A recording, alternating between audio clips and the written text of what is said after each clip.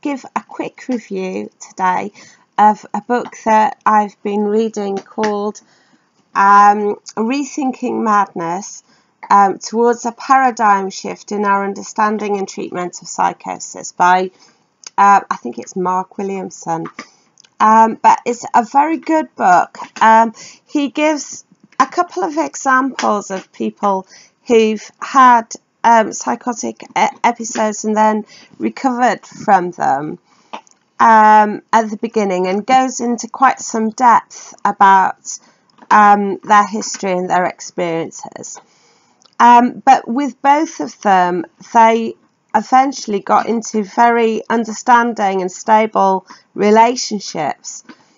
And I can't help but think that had a great deal to do with their recovery.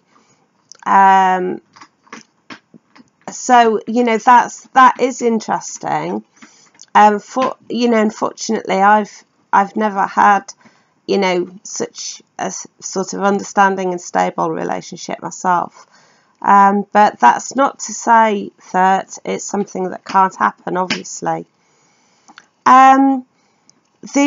The other thing is, he does emphasise how traumatic it can be for an individual suffering from some kind of psychotic episode to be further mistreated by the psychiatric system, and how absolutely terrifying that situation can be, as though you're being punished for your own terror, rather than eased out of it and kindly help towards a solution.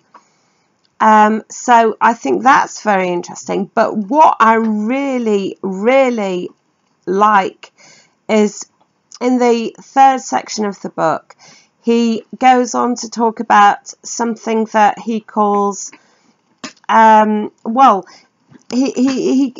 talks about a fear. The fear on the one hand of, he talks about a death fear and an isolation fear. And then he goes on to talk about an isolation fear and a fear of engulfment. And it depends sort of how an individual operates, which of these fears is uppermost in their mind. And I really, I can really identify with that I have always been, since I was young, really fearful of being engulfed. And like the isolation thing is much less for me. I can cope by myself. But the terror of, like, I was once in a situation where someone else, like a man, was in charge of my finances, and I didn't have any money apart from what he'd give me, and and he was mistreating me as well. And it was just like, I can't cope with that situation. I just won't even get into hardly trusting anybody again in case that ever happens. And I just prefer to be with no one and on benefits, but at least it's, it's me that's in charge, rather than that situation of having anyone else trying to have power over me in that way ever again. And that fear of engulfment is an obliteration of myself, is certainly really, really prevalent in my outlook. With other people, he says, their fear of isolation and loneliness is such that they can't cope sometimes if they're not in a relationship, or have to go through any stage of life without being in a relationship, that they need a sense of attachment, and that sense of unity, or taking charge of someone else, or whatever it is. They need that more than they're worried about engulfment. But certainly with me, I can really, really identify with what he says.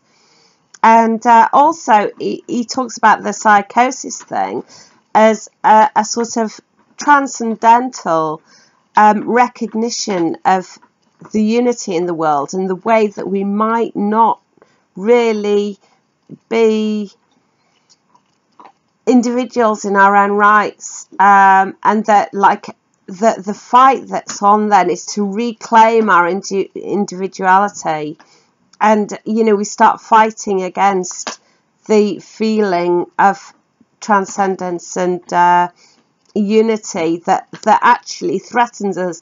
And I think with someone like myself who's in fear of this engulfment thing, you can imagine it even more. Like if I feel as though I'm being engulfed by supernatural forces, it's going to be even worse possibly than being engulfed by some individual.